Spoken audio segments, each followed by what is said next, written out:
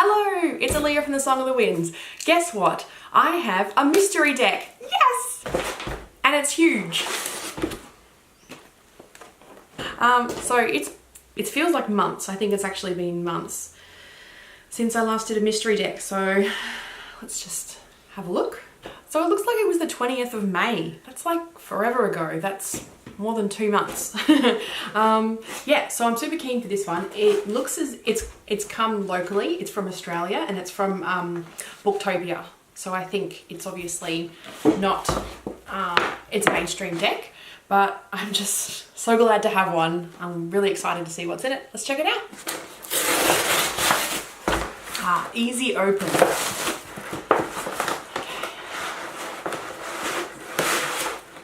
And it's padded in foam, which is unusual, but kind of good because I reuse all these materials.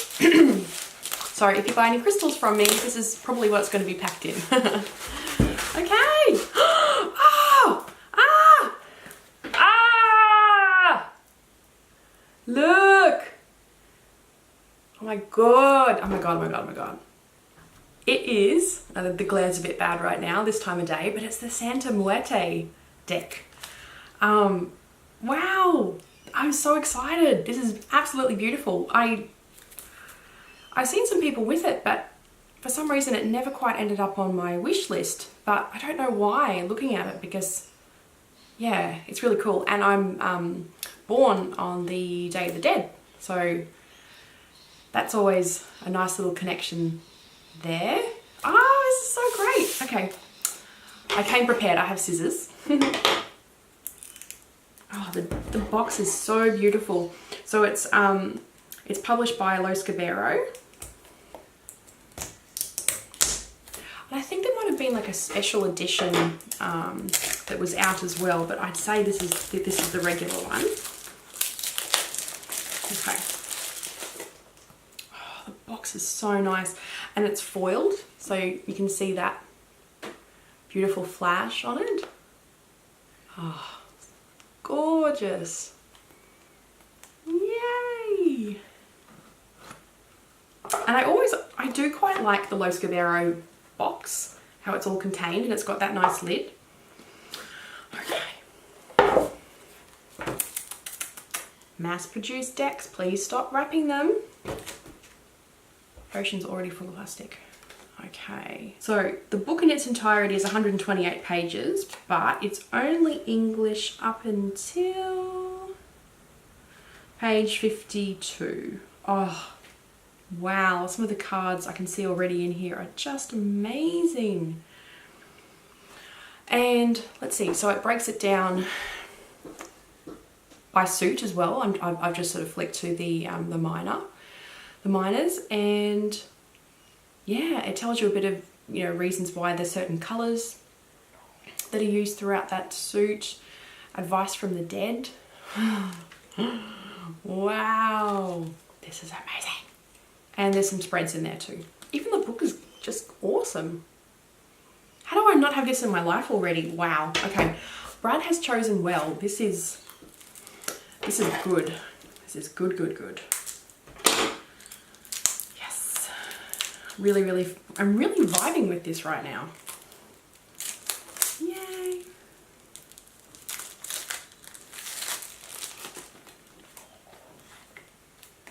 And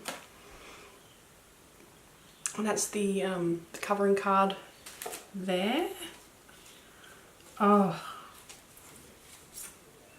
these cards are amazing. Oh, the detail in this is so rich. Wow, I don't know how, looking at the cards, I don't know how I've not used this before. I'll have to show them all individually because it is just so beautiful that, yeah, we need to enjoy it together. Okay, you ready? I'll speed this up.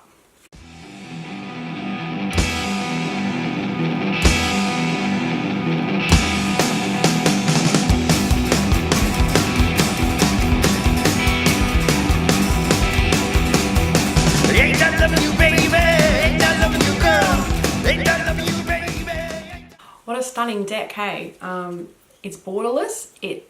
it doesn't stick to the Rider-Waite-Smith sort of framework so much, but it is actually really easy to read the cards, and there's some that I've selected out here that I think have got a special insight that I haven't really noticed in any other cards so far.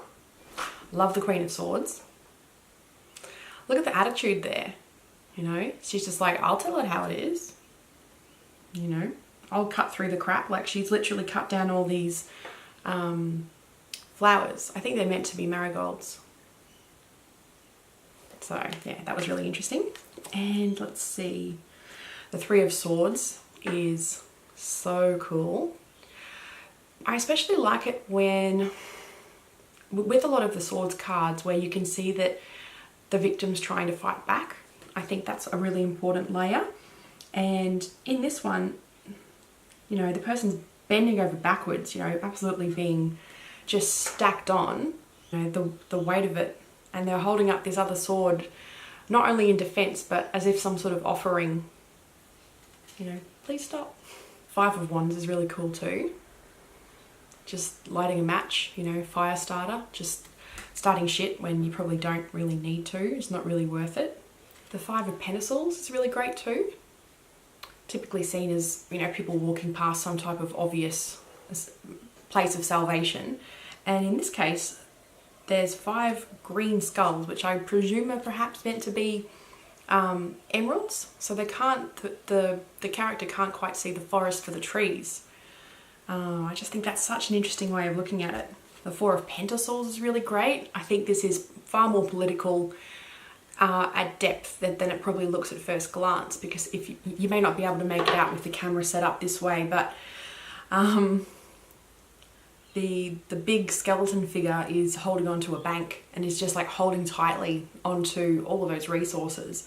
And there's someone, this small little human figure, that's trying to climb up, and they don't stand a chance. And the King of Cups, it's like sadness and mistrust and lack of communication and honesty is so palatable in this card. He just looks, yeah, very untrustworthy. Like, he's got so much of his own stuff. You couldn't really get down to the core of them so easily. You're never going to find it. I think they're just bound to be unhappy. The Moon is really nice. See how there's a reflection of the skeletal woman there?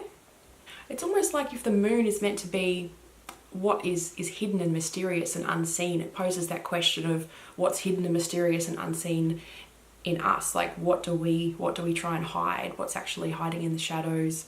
What do we feel ashamed? What kind of primal urges do we have that's just not quite socially acceptable? Really fascinating. The Hermit's great. Look at that. A real time out, like a little death just outside of the world. Just a little lantern, narrow focus. I love it. I love it. And I'm not sure if this is meant to be his guts or if it's a millipede, but you see that just down by the lantern? It's so interesting.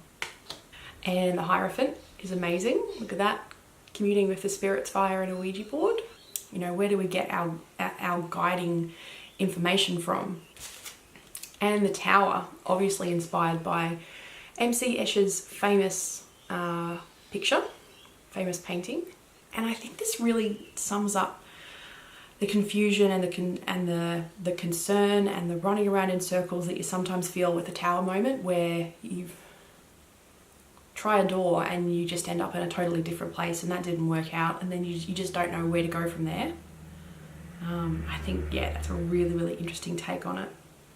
And the card backs are just exquisite. Look at this. So honestly, like 10 out of 10 deck. I think Brad has done exceptionally well here for me. The deck is beautifully made. It's borderless. The colors are so rich. The artist is such an artist. I think it's incredible.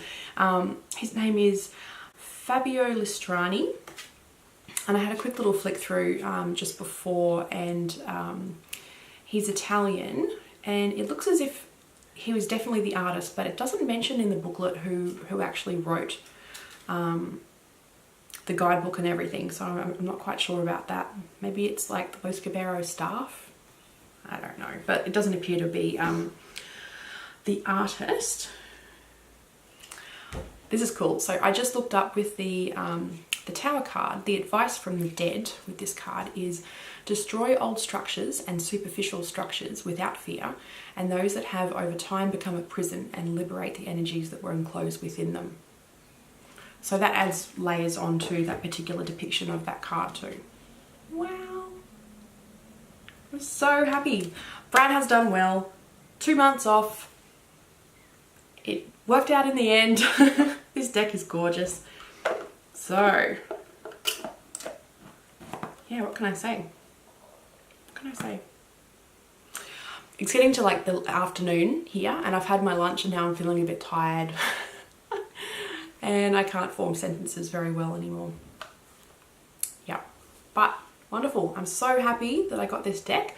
I'll include the links and everything down below, and you can probably expect to see me using it sometime soon, because I just want to use this deck every day. It is so nice. It is so, so, so nice. And I think it will photograph really well too, because I've got a couple of decks that are this particular card size. And while they're beautiful and the artwork is really detailed, because they have got borders, when I take a photo of it from any kind of distance so that you can get the whole spread in, or, you know, whatever, you lose a lot of that detail, so it doesn't really translate so well. But I think borderless and this level of detail will look fantastic on film. So yeah. Thanks so much for watching. I have literally no idea when the next monthly mystery deck will be filmed, because I don't know what's turning up and what's going on. There's a couple of indie decks that I've been watching pretty closely that seem to be getting to the, you know, dispatch, like printing of the deck dispatch stage. So if I have been lucky, you know, maybe he's got me one of those.